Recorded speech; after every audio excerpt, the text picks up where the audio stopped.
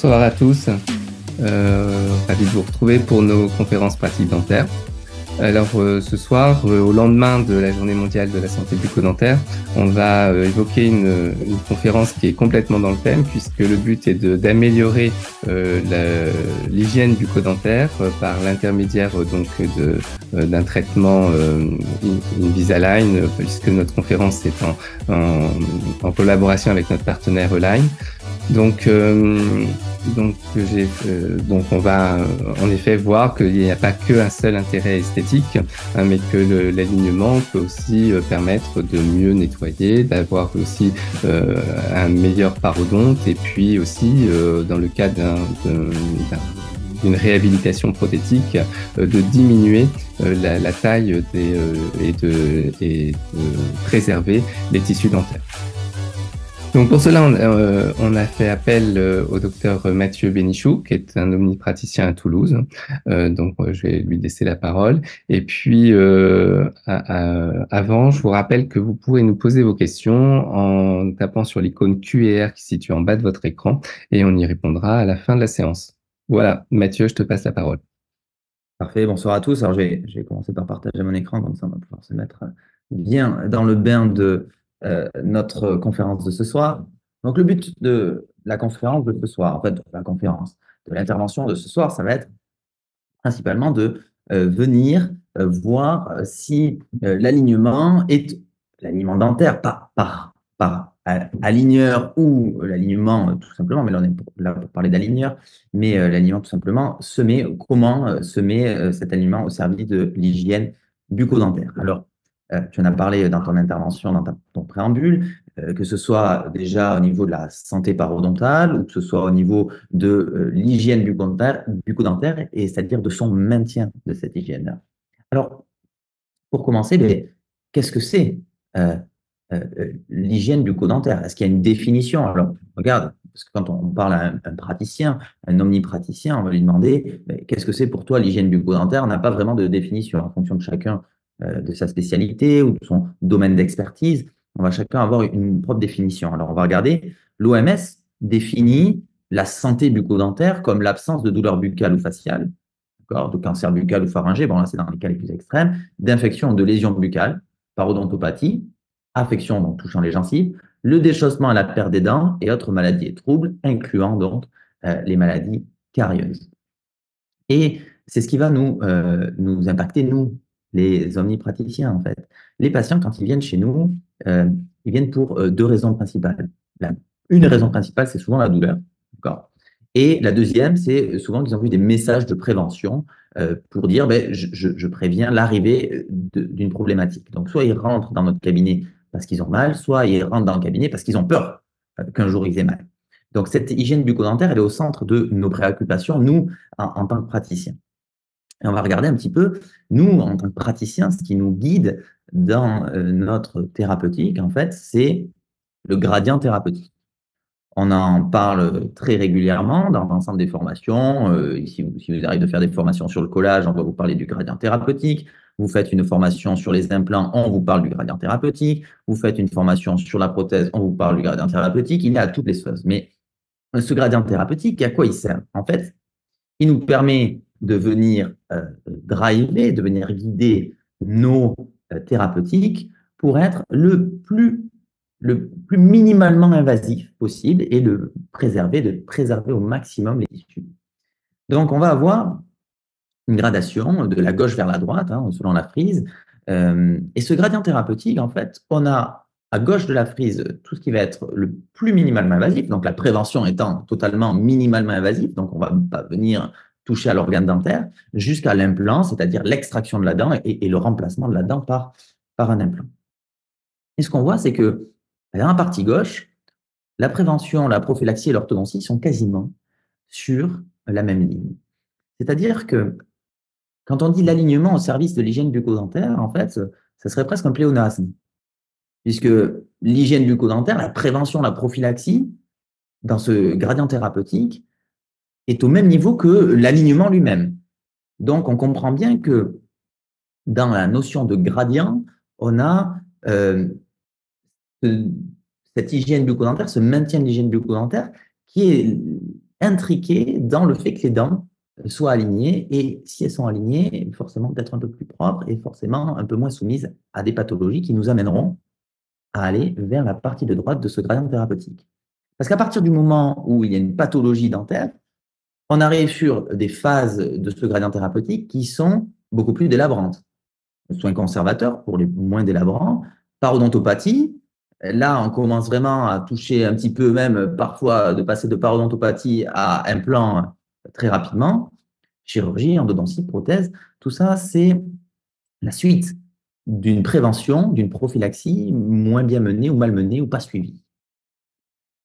Alors, on va faire un petit peu de revue de la littérature. Alors, l'idée ce soir, c'est pas de se prendre la tête sur la revue de la littérature et telle étude et ceci et cela, c'est de voir un petit peu ce qui se fait, d'ouvrir notre esprit un petit peu au monde extérieur, de regarder ce qui se passe.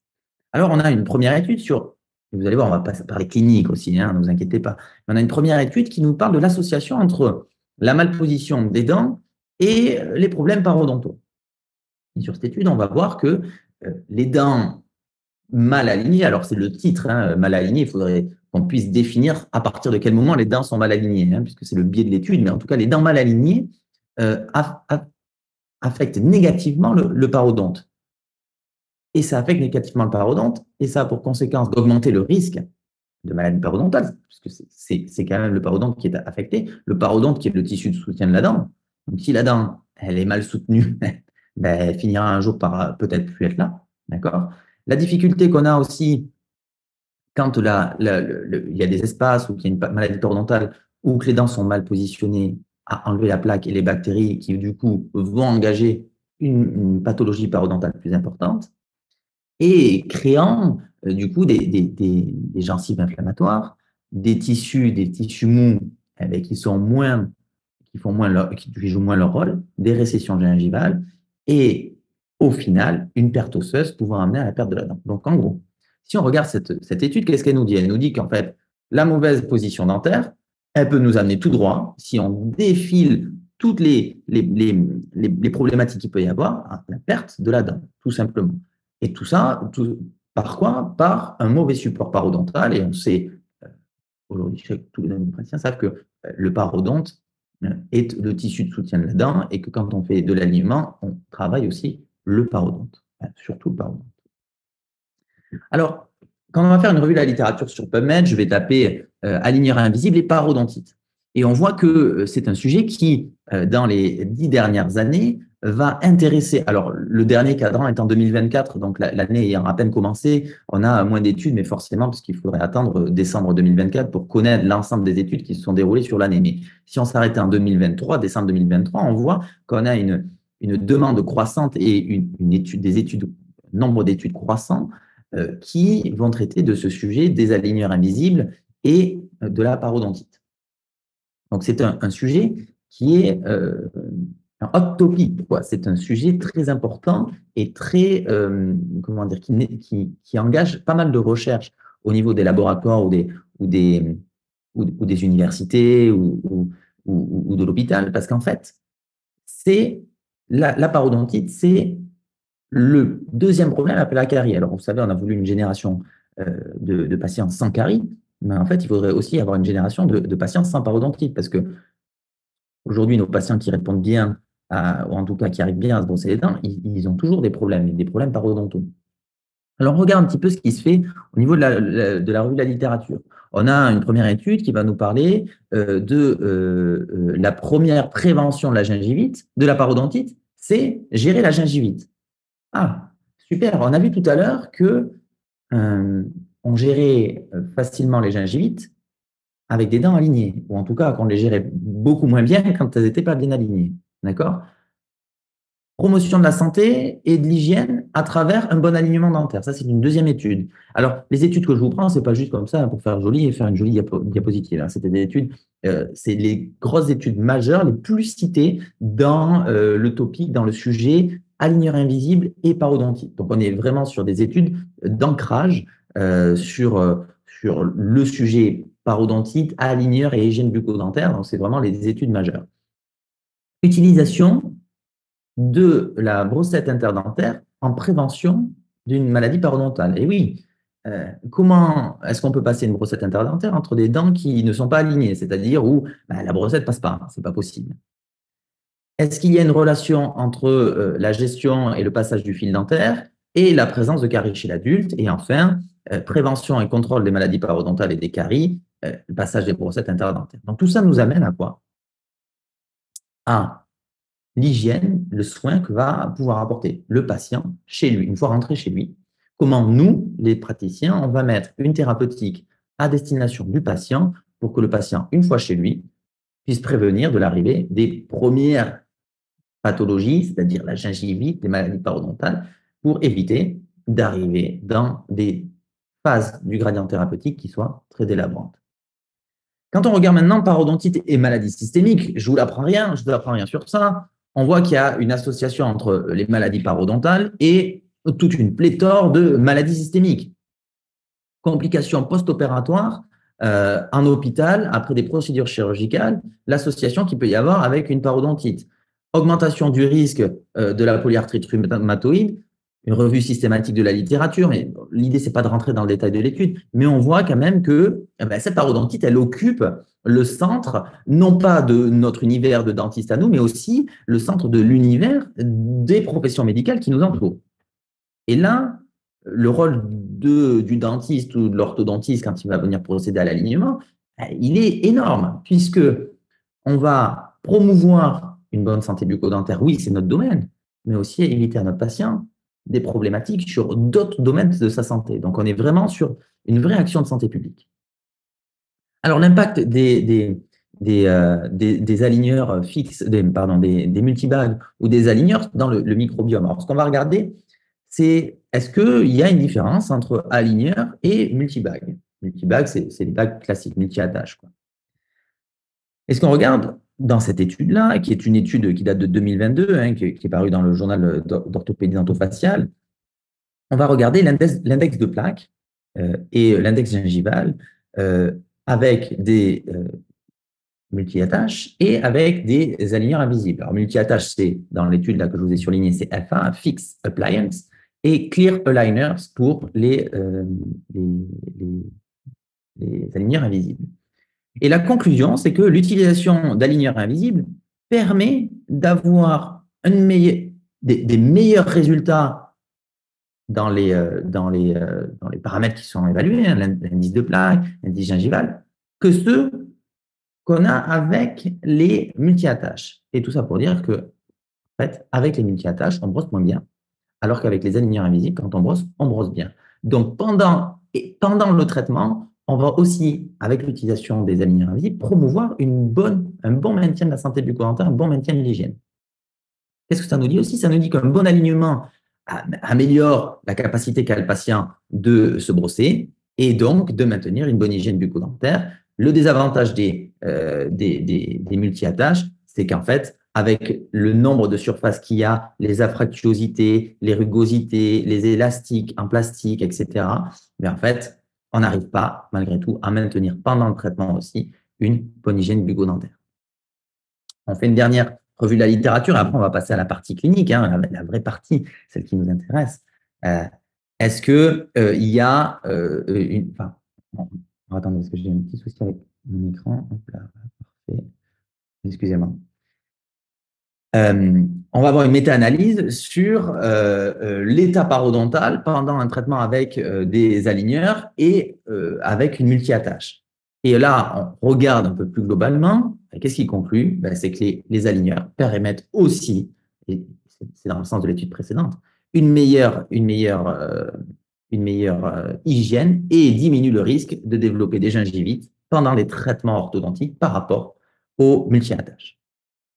Alors, tout ça pour dire quoi? Tout ça pour dire qu'en fait, l'aligneur invisible, au-delà du résultat qui va nous permettre d'avoir dans la promotion de l'hygiène bucco-dentaire, va aussi, pendant le traitement, nous permettre de maintenir une hygiène bucco-dentaire correcte, plus correcte par rapport aux multi-attaches. Alors, je ne suis pas là pour désinguer le multi-attache, pas du tout. Il y a des indications du multi-attache et des indications des aligneurs invisibles, mais disons que quand on regarde l'aspect parodontal uniquement, l'aligneur invisible prend tout son sens. Alors, on retrouve ce premier patient. Alors, ce premier patient vient Et lui, il a une demande qui est simple lors de la consultation. Il veut des facettes, point. Il vient avec une volonté. Je veux des facettes. J'ai vu sur Instagram que je peux avoir des dents super nickel, comme ça. Bon, manque de bol, pour lui, ça ne sera pas Instagram, de suite en tout cas. D'accord? Il va falloir passer par une petite étape. Alors, je vous présente les empreintes. Les empreintes de ce patient. Alors, on a pour ceux qui font un petit peu d'orthodontie, mais on va le décrire très rapidement. On a une tendance à la classe 3, c'est-à-dire avoir une mandibule un petit peu plus avancée par rapport au maxillaire. On a des espaces importants au maxillaire comme à la mandibule. On a des dents qui sont relativement divergentes, sûrement poussées par une langue hypertonique, hein, puisqu'on imagine bien que quelque part derrière, il y a quelqu'un qui est venu pousser ses dents vers l'avant. En résultant de tout ça, on a un articulé inversé, donc la mandibule qui est tellement en avant qu'elle va venir recouvrir l'arcade maxillaire. Alors là, impossible pour n'importe quel omnipraticien de venir placer des facettes sur cette situation-là. Ou alors on se retrouverait avec des dents tellement énormes qu'ils ressemblaient à un éléphant et du coup, on n'aurait pas le résultat escompté pour notre patient qui veut ressembler à ce qu'il a vu sur son smartphone. Alors, on regarde un petit peu les espacements qu'on a. Alors, ça, c'est le cas où on a 9 mm d'espacement au maxillaire, 9 mm d'espacement à la mandibule. Donc, on voit qu'on ne peut pas résoudre seul, en tant qu'omni, ce problème de ce patient, le problème de ce patient à l'aide de facettes. Alors là, on a certaines sociétés commerciales qui vont nous permettre de combiner l'alignement dentaire avec les restaurations, tu en parlais tout à l'heure dans ton préambule, les restaurations prothétiques, et par cette combinaison-là, être le plus minimalement invasif. Je vous rappelle que ce qui dicte nos thérapeutiques, c'est le gradient thérapeutique. Donc, on est pile dans le gradient thérapeutique. Pourquoi? On veut faire de l'orthodontie, on se rappelle, c'est la première marche du gradient thérapeutique. Et ensuite, quand on va venir préparer, on veut être le plus minimalement invasif possible, c'est-à-dire le plus à gauche, se rapprocher le plus de l'orthodontie. Donc, on va pouvoir, sur donc les photos du patient, venir réaliser ce qu'on appelle un smile design. Le smile design, c'est une vision de notre patient et de l'architecture des dents qu'on va lui proposer en fin de traitement, uniquement en 2 dimensions. On va pouvoir régler la ligne pupillaire, la largeur intercanine, on va pouvoir augmenter la ligne gingivale, augmenter également ou modifier la ligne du sourire, c'est ce que je fais ici au niveau du bord incisif. Une fois que j'ai fait ça, je vais avoir des dents qui vont apparaître, un dessin de dents quoi, hein, qui va me permettre de là travailler plutôt les proportions. Et vous voyez que quand je le bouge, ici, on va pouvoir avoir des rapports de largeur entre la hauteur des centrales, par exemple, largeur-hauteur, largeur entre les latérales et les centrales, le rapport de largeur entre les canines et les latérales. Tout ça pour me permettre quoi? D'avoir un sourire harmonieux. Une fois que j'ai validé l'architecture globale du sourire que je veux, je vais me retrouver sur ma planification orthodontique. Alors là, c'est relativement simple à comprendre. On se retrouve face à un logiciel où j'ai l'empreinte de mon patient, les dents où elles se situent, et je vais venir y ajouter des restaurations. Les restaurations, quand je clique sur restauration, elles apparaissent ici en bleu ciel. Et dans cette interface-là, je vais pouvoir bouger soit les restaurations, c'est-à-dire si elles ne me vont pas dans leur position, soit les dents, pour qu'elles puissent s'intégrer au projet prothétique. Pour ceux qui font un peu d'implanto, c'est comme positionner un implant dans de l'os juste comme ça, et puis après on se pose la question de ah mais oui, mais comment on met la couronne? C'était pas très orienté. Ou alors venir faire une projection implantaire avec un projet prothétique et venir positionner son implant par rapport au projet prothétique. C'est la même chose pour l'orthodontie ici. On valide un projet prothétique, les facettes de ce patient, et on va venir positionner nos dents dans une position idéale, dans une position la plus minimalement invasive pour que nos restaurations préservent au maximum l'organe dentaire. Alors, je peux choisir, et là on rentre un petit peu dans le sujet de l'alignement, hein, on peut choisir dégraisser la dent ou de modifier, on va le voir juste après, la position d'une restauration sur cette incisive latérale. Je trouve qu'elle est bien positionnée, l'incisive latérale, mais que la restauration n'est pas comme il faut. Donc, je vais pouvoir venir travailler ma petite restauration. Vous avez vu, c'est très intuitif comme logiciel, hein, comme interface. Je viens décaler en médial ma restauration, et puis la restauration se décale en médial. Je regarde un petit peu comment ça se fait au niveau de la vue occlusale. Je vais bien décaler mes restaurations mésiales, faire des petites rotations. C'est relativement facile. Il ne se passe absolument rien sur le patient. Pour l'instant, je suis juste en phase de réflexion. Qu'est-ce que je peux proposer à mon patient? Est-ce que je vais lui rendre service? Est-ce que l'alignement va lui rendre service? Bon, la réponse est oui au final quand même, hein. Mais comment je vais lui proposer? Comment je vais aussi lui expliquer que lui qui était venu pour des facettes initialement, mais il va falloir faire peut-être un peu plus que des facettes. Et pourquoi? D'accord? Et ça, c'est facilement gérable et facilement faisable par un omnipraticien. Vous voyez, là, je viens bouger mes dents à l'intérieur des restaurations. Me voilà donc avec un projet prothétique, orthodontico-prothétique, d'accord? Et j'ai un outil qui s'appelle l'outil masse. Masse, c'est pour la réduction de masse. Et je vois qu'en passant ma souris, j'ai des réductions, par exemple là 0,5 mm au niveau du collet de la dent numéro 21. Et je vous l'ai dit, moi, je rêve gradient thérapeutique. Limite, je l'ai tatoué quelque part sur mon corps. Donc, gradient thérapeutique, je ne peux pas laisser 0,5 mm au niveau du collet d'une dent être délabré comme ça. Donc, ce que je vais faire, c'est que je vais venir bouger ma dent à l'intérieur de cette restauration.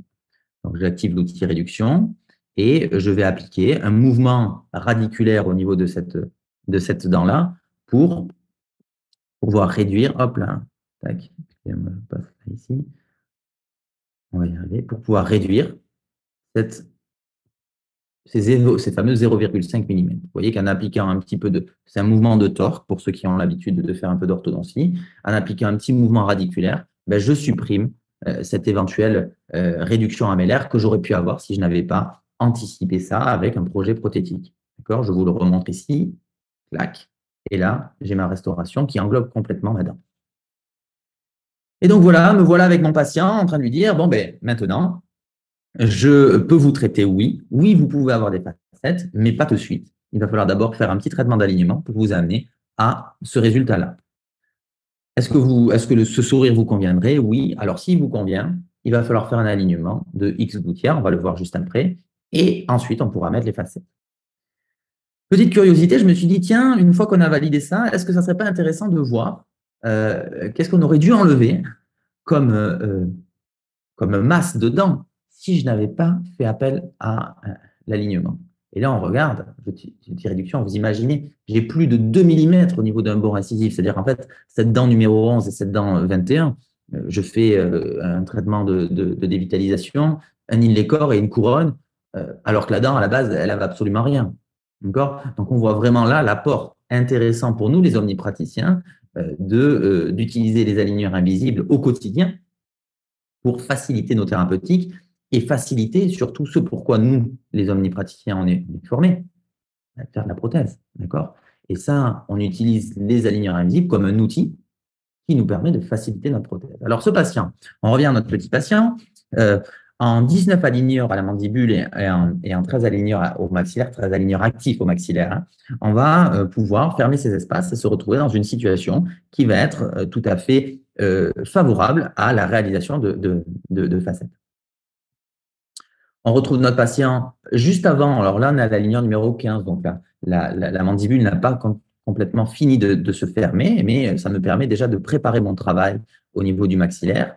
J'isole le maxillaire, je vais y venir appliquer un wax-up et vous voyez déjà, on commence à avoir un très joli bord gingival qui entoure le collet de nos dents. Je prépare mes dents donc, pour recevoir les facettes et vous voyez que là encore, on est extrêmement minimalement invasif pour des préparations de facettes.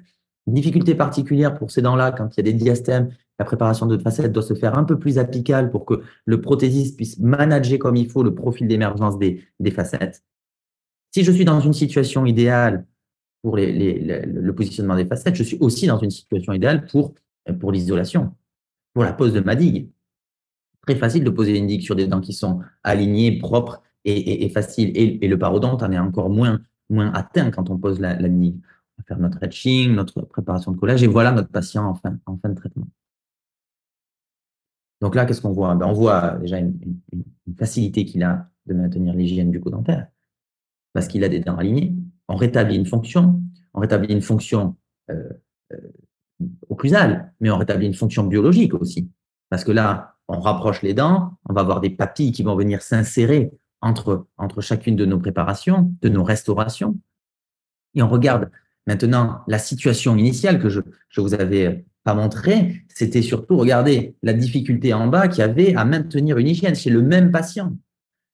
Respirateur buccal, du coup, pas de difficulté de venir brosser sur ses dents complètement écartées. Normal, il y a des espaces partout, il faut venir brosser entre, mais la tête de la brosse, ça n'en passe pas. Gingivite à gogo. Et là, avec des facettes et un alignement, on se retrouve avec quoi? Avec un maintien et une facilité du maintien de l'hygiène par notre patient extraordinaire.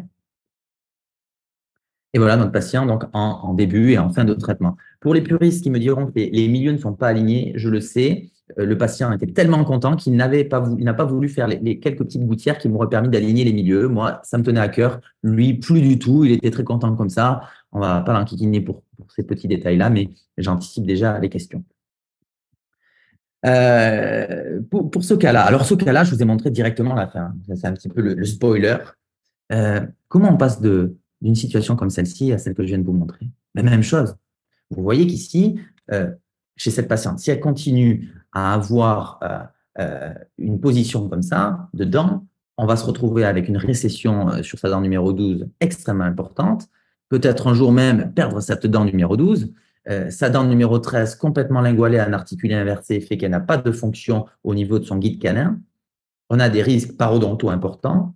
On a des risques de maintien des dents sur l'arcade qui sont majorés parce que les risques parodontaux sont majorés. Et donc, on a cette patiente qui vient nous voir et qui nous dit moi aussi, je veux des facettes. Il est impossible de faire des facettes sur cette situation-là. Pourquoi? On a une dent qui est tellement vestibulée ici sur la dent numéro 12 que ce n'est pas possible. Alors, on va faire une planification numérique, une prévision numérique. Je vous passe les détails de l'alignement, puisque le but n'est pas là de vous apprendre à faire de l'alignement ce soir. Le but est de vous montrer comment on utilise cet alignement au service de l'hygiène bucco-dentaire de nos patients. Résultat en fin de traitement, prédictible à 100%. En utilisant les bons outils, vous êtes prédictible. Et je vais venir faire ce qu'on appelle un smile design par-dessus ce résultat-là pour pouvoir venir mettre mes facettes. D'accord? Une fois que j'ai ça, je me retrouve avec trois choses. Hop, si ça veut bien passer. On a notre smile design, notre fin de traitement, empreinte en fin de traitement et notre wax-up numérique. Et maintenant que j'ai tout ça, je vais passer à la phase de réalisation. Quand je regarde la phase de réalisation, je vois que j'ai besoin d'une petite gingivectomie. Pareil, numériquement, je vais pouvoir éditer un guide de gingivectomie qui va me permettre tout simplement de venir faire le contour et de bien préparer le pourtour gingival. Donc, je retrouve ma patiente que je viens de vous présenter là, 20 gouttières plus tard. On voit que la santé gingivale, ça c'est la patiente juste quand on lui enlève les gouttières. Je viens de lui enlever les taquets et tout ça. Donc, au niveau santé gingivale, on est parfait. D'accord? On est vraiment nickel. On a vraiment un bon outil, les aligneurs invisibles, qu'on a mis au service de cette patiente pour sa restauration prothétique, puisque c'est pour ça qu'en prod qu'on est là. Mais on a permis aussi de restaurer une hygiène bucco-dentaire parfaite. Là, il n'y a pas un seul endroit où il y a une gingivite, où il y a quoi que ce soit. Elle arrive bien à maintenir son hygiène bucco-dentaire. On va isoler notre arcade maxillaire. Il y a eu un composite qui a été fait il y a longtemps sur sa dent numéro 21. Elle était tombée quand elle était petite. On va mettre notre petit guide de gingivectomie, faire une gingivectomie tout simple avec un bistouri électrique. L'espace biologique était largement conservé par rapport à l'os qui est au-dessus, donc pas besoin de lever un lambeau ou quoi que ce soit. On va venir y appliquer notre fameux wax-up, faire des pénétrations contrôlées. Alors moi, quand je travaille pour mes facettes, je marque toujours le fond des préparations avec un petit critérium. Comme ça, quand j'enlève mon wax-up, je sais à quelle profondeur je dois m'arrêter. D'accord? Et je viens préparer mes facettes ou mes préparations coronopériphériques. En l'occurrence, pour la dent 21, la dent avait tellement été cassée quand on a déposé le composite, on n'a pas eu d'autre choix que de faire une préparation coronopériphérique, mais ce n'est pas un gros mot, préparation coronopériphérique. Il y a parfois des situations où ça s'impose. Je fais mon empreinte. Je remercie toujours et je présente toujours le travail de mon laboratoire parce que le laboratoire fait un travail extraordinaire quand même dans la réalisation de nos travaux. C'est un travail en binôme avec notre laboratoire. Par mon travail, je mets une situation prothétique dans laquelle ils peuvent exceller dans la réalisation des prothèses par la suite. On voit là tout le travail de macrogéographie qui a été fait par le laboratoire.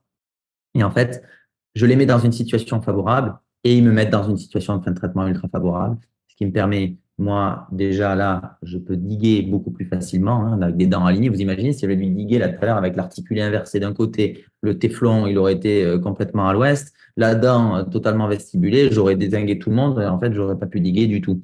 Donc là, on est quand même dans une situation ultra favorable. Me voilà après la guerre, c'est-à-dire après le collage. Et voilà, en fin de traitement, ma patiente, ma petite patiente, donc qui retrouve ce que je vous montrais tout à l'heure, hein, un état gingival et une santé bucco-dentaire parfaite, facile surtout à maintenir. D'accord? Parce que là, on comprend que le patient, il peut passer le fil dentaire, il peut passer les brossettes, il peut passer tout ce qu'il veut. D'accord? Pas tout ce qu'il veut, hein, pour maintenir l'hygiène, attention. Une petite revue de la littérature sur le type de force qu'on peut appliquer pendant le traitement. On a une étude in vivo qui nous parle de la force optimale pour le mouvement et pour obtenir l'efficacité et pour rester parodonte friendly, parodonte amical lorsqu'on fait nos aligneurs. On a cette étude qui est particulièrement intéressante. Je vais vous la passer rapidement parce que vous allez voir, c'est un peu technique, mais l'idée, c'est juste de voir. Le titre de l'étude, c'est le déplacement optimal en orthodontie avec des aligneurs. Jusque-là, très bien. En cas d'atteinte moyenne, modérée ou sévère du parodonte. D'accord? Et on va regarder, ils vont regarder dans cette étude, et moi je vais vous en donner les résultats, par élément fini. Donc, élément fini, c'est un type d'étude qui nous permet de voir où s'appliquent les forces, tout simplement. Par élément fini, de voir est-ce qu'il y a une différence de point d'application en fonction du type de parodonte. Dans cette étude, on va voir donc des parodontites modérées, étape 1, ils appellent ça stage 1, des parodontites moyennes et des parodontites sévères, et on va regarder où s'appliquent les forces. Donc, tout simplement, ils regardent quand on déplace les dents, quelle est la quantité de mouvement que peut absorber un parodonte en fonction de son atteinte. Okay? Et on voit que le déplacement des dents de 0,10, 0,15, 0,18, 0,20, 0,25 va pouvoir être fait en fonction de chacun. La conclusion de tout ça, pour vous faire très simple, c'est que dans les cas de parodontite importante, on va pouvoir déplacer les dents de 0,10, 0,15 mm par étape d'aligneur. D'accord? Et 0,10, 0,15, jusqu'à 0,18 même par étape d'aligneur, c'est exactement ce qui vous est proposé par les systèmes commerciaux, et aujourd'hui, c'est la société Align qui nous réunit, hein, mais par les systèmes commerciaux, dans le découpage de chaque étape par lesquelles vont passer les dents de votre patient d'une situation initiale à une situation finale. La conclusion de tout ça, c'est quoi? C'est que l'aligneur va vous permettre de séquencer très facilement et sans prendre de risques parodontaux, parce que je comprends aussi qu'en tant que praticien, moi-même pratiquant l'aligneur, j'ai pas envie de commencer à bouger des dents et puis d'un coup, le patient, il arrive avec sa dent dans la main, d'accord? Donc, il faut que j'utilise un outil qui me permette de venir bouger les dents de manière assez respectueuse du parodonte, optimale pour le parodonte, et ce, quel que soit l'état parodontal résiduel du patient, après bien sûr qu'il ait traité sa parodontite. Et c'est le cas de notre patient ici. On retrouve donc ce patient, ça fait 6 mois qu'on le suit pour la paro. Quand il est venu la première fois chez nous, il venait de perdre son incisive centrale, tout seul, comme ça. Et me dit, voilà, j'ai 50 ans, je veux reprendre en main ma vie, tout ça. Bon. Ça fait 6 mois qu'on le soigne en paro, et ça fait 6 mois qu'à chaque fois qu'on le voit, pour tous les petits récols qu'on fait, on lui dit, mais là, il peut enlever le tartre là, entre les deux incisives, là, c'est pas un problème pour vous. Il me dit, mais je n'y arrive pas. J'arrive à brosser. On voit très bien que là, il arrive à maintenir une hygiène qui est relativement correcte, quoi, à peu ou prou quelque chose près. Mais entre ces deux incisives centrales et du coup latérales, puisqu'il avait perdu une centrale, il n'arrive pas. Et il y a toujours du tartre, toujours du tartre, toujours du tartre. Bon. Quoi qu'il arrive, ce patient-là, bon, il enlève un petit peu son tartre à chaque fois. Il va falloir trouver une solution pour lui. Il me dit, moi, j'en peux plus de mes dents, j'ai des anciennes restaurations, tout ça. Bon, mais qu'est-ce qu'on fait? Je vous le donne en mille. On va partir sur de l'alignement. Ça tombe bien, c'est le sujet de la conférence d'aujourd'hui. Alors, on retrouve notre patient ici avec voilà la dynamique qu'on va mettre au niveau de son arcade mandibulaire. c'est le résultat d'une discussion avec le patient. On avait envisagé soit de faire une restauration collée qui vienne s'appliquer sur les 2 incisives et remplacer l'incisive manquante. Après évaluation parodontale, on s'est dit qu'en fait, ça allait être plutôt un nid à crac-crac, vu qu'il avait déjà du mal à venir nettoyer alors qu'il n'y avait rien. Bon, on a discuté avec lui et on a pris la décision de fermer cet espace, même si c'est un peu plus disgracieux, de venir fermer cet espace. Et c'est là où l'étude que je vous ai présentée prend tout son sens. Et il va falloir que je déplace des dents dans un parodonte réduit. Est-ce que l'utilisation des aligneurs invisibles sur un parodonte réduit est possible? Oui, je viens de voir que jusqu'à 0,18 mm, et c'est ce que propose la société Invisalign avec laquelle j'ai travaillé là sur ce cas-là, je peux travailler les dents parodontalement atteintes, à raison que bien sûr la parodontie soit traitée, hein, d'accord, sans risque de léser le parodonte, et je suis toujours parodonte friendly, et voilà. Donc là, je me retrouve donc avec une arcade mandibulaire qui se ferme. J'ai mes positions de mes futures dents, parce que vous avez vu qu'il y avait des dents qui étaient manquantes dans les secteurs 3 et 4, donc de mes futures couronnes implantaires. On regarde ici un petit peu ce qui va se passer. Voilà le mouvement que ça fait. Et là, on va demander à la société de séquencer au maximum, donc là j'avais 20 gouttières, donc d'aller jusqu'à 20 gouttières pour venir diminuer le mouvement qu'il va y avoir entre chaque aligneur. C'est ça ce qu'on appelle le staging, c'est-à-dire chaque étape, à quelle quantité de mouvement elle demande chaque étape de faire. Pardon, je reprends. À quelle quantité de mouvement est demandée à chaque étape de la ligne. D'accord? Donc, on voit ici un parodonte qui a l'air de bien répondre, mais ça reste une simulation. À l'arcade maxillaire, je viens rabattre un petit peu lingot versé et reformer l'arcade maxillaire et lingot versé ma dent numéro 21. Et voilà mon patient en fin de traitement. Une fois les facettes posées, je vous ai épargné la phase de facettes puisqu'on en a parlé sur 2 cas précédemment. Les implants ont été posés et vous voyez que mon patient, qu'est-ce qu'il arrive à faire? Il arrive beaucoup mieux à venir maintenir l'hygiène entre les 2 incisives du bas, à maintenir l'hygiène globalement sur l'ensemble de son arcade puisqu'on a restauré une fonction occlusale, une fonction biologique. On a restauré aussi son esthétique. Et tout ça grâce à quoi? Grâce à un outil central qui est parfois oublié des omnipraticiens, parfois lésigné par les omnipraticiens parce que ça fait faire des démarches, il faut envoyer à l'orthodontiste, et puis il a des délais, et puis en fait le patient il a envie d'une réponse de suite, etc. Donc en fait, ce qu'il faut retenir de ce soir, c'est que retrouver une position physiologique des dents permet de maintenir une meilleure hygiène. Ça, j'espère que vous l'avez compris. Les aligneurs, ils sont une alternative efficace pour traiter les malpositions dentaires, y compris chez des patients dont la parodontite a été traitée et qui se retrouvent avec un parodonte réduit. Et les aligneurs invisibles sont un outil plus qu'efficace, je dirais primordial, et ça devrait être la première chose qu'on apprend quand on arrive à la fac, en fait. C'est comment mettre les dents dans une position biologiquement compatible. Donc, c'est un outil ultra efficace à disposition de l'omnipraticien et je vous remercie de votre attention. Maintenant, on va passer un petit peu aux questions puisque j'avais prévu voilà, une intervention de 40 minutes histoire de vous laisser la possibilité d'interagir avec nous sur les questions que vous auriez sur ce sujet-là. Merci Mathieu. Alors oui, n'hésitez pas à poser des questions si vous en avez, pour qu'on puisse vous apporter une réponse. Est-ce que, moi j'ai une question par rapport au dernier cas que tu as présenté où en fait l'écartement entre les 2 incisives était important et qu'on voit bien qu'il n'arrive pas à bien nettoyer et qu'il reste du tartre, malgré je suppose la prescription d'une grosse brossette interdentaire. Est-ce que c'est justement parce que les dents elles se touchent pas qu'on a plus de difficultés à nettoyer?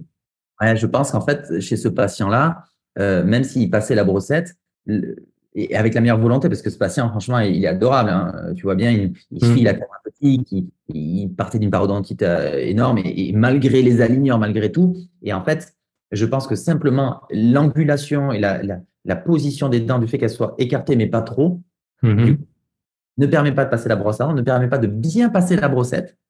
Et donc, on repart sur les engrammes du patient. Ouais. N'arrive pas, il n'y arrive pas, et puis du coup, à un moment, ça arrive avec du petit tartre. Mais tu vois, là, on ne l'a pas vu depuis 2 mois, et il y a un petit peu de tartre qui réapparaît. Mais par contre, dans les photos de fin de traitement, je vous les montre juste là, je te la montre juste ici, dans les photos de fin de traitement, ces photos-là sont prises 3 mois après la pose des facettes. Mm. D'accord. Et là, on voit que le patient, il y arrive parfaitement. Mm. Donc là, la brossette très large passe bien et frictionne comme il faut au niveau des parois latérales de ces deux incisives, ce qui n'arrive pas à faire dans le cas précédent. Et autre chose qui est très intéressante, c'est que si tu regardes au niveau de la 41-42, okay, quand on va venir ici en fin de traitement, là, la papille au niveau de la 41-42, on l'a conservée, on a même la sensation qu'elle est un petit peu remontée. Alors, elle n'est pas vraiment remontée, c'est parce qu'on a fait une ingression relative, mais la papille est restée au même niveau. Donc, je pense que même avec le temps, l'évolution du temps, si ce patient brosse bien, on va retrouver, pas un niveau papillaire parfait, mais on va retrouver comment dire, une très très bonne hygiène et un très beau niveau osseux, quoi. Ok. Ok. Bah écoute, tu as dû être suffisamment clair pour tout le monde parce qu'il n'y a pas il y a pas de questions. Alors, ils sont tous partis à l'apéro. Donc, J'en ai une de mon côté si alors, invité. je t'ai pas présenté, mais il y avait le docteur Safadadi qui travaille pour la société Online. Donc, on t'écoute. Alors déjà merci Mathieu pour la présentation. Et je me demandais comment tu gérais la communication avec les patients et notamment le patient qui rentre en voulant sortir avec des facettes faites dans la semaine, qui se Ouais. retrouve avec un traitement qui est plus lent et on comprend bien l'intérêt de le faire.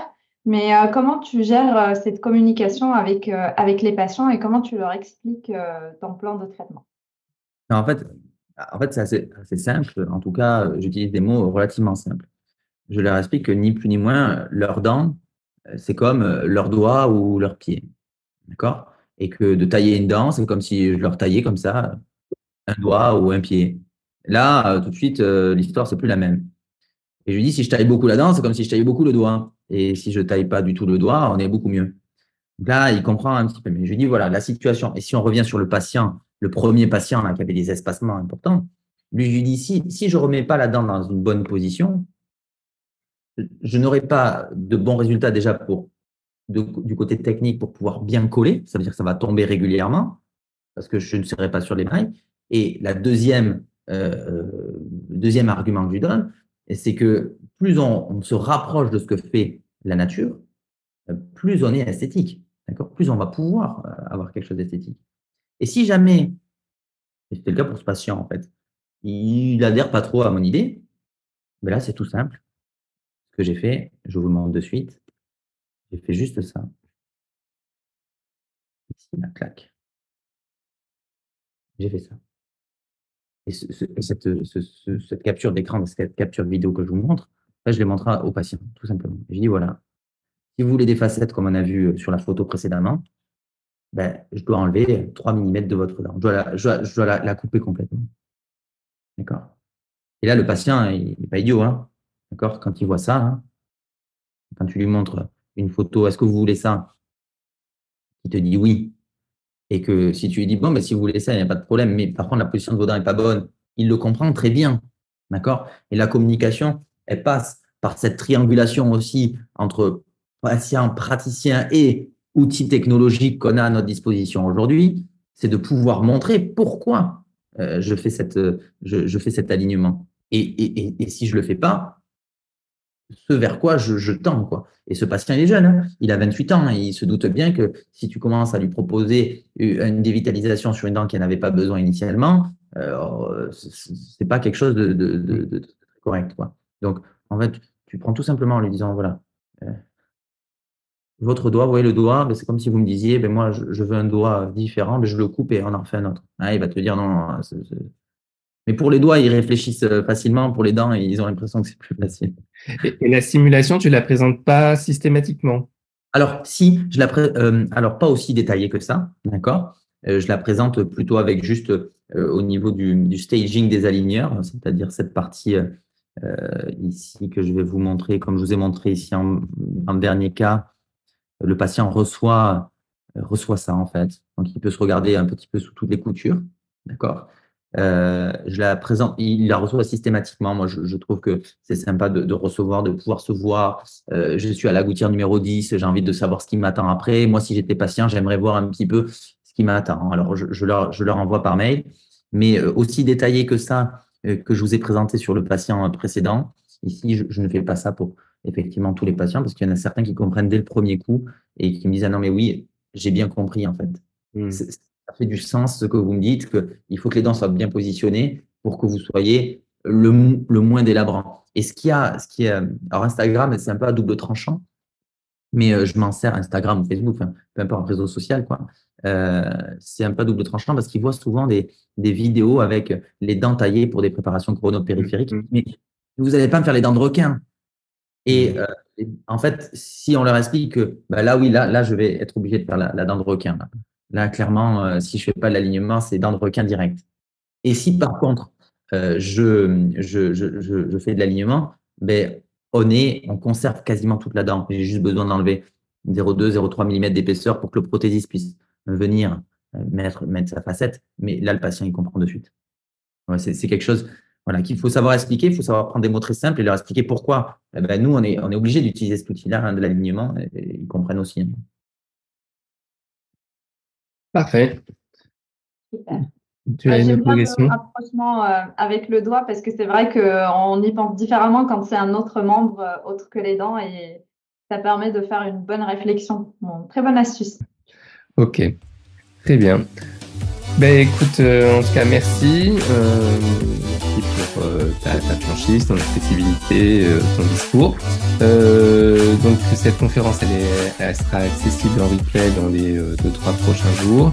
Et puis, je te dis à une prochaine fois. Alors. Bonne soirée. Merci pour l'invitation et puis à très bientôt. Très bien. Bonne soirée. Au revoir. Au revoir.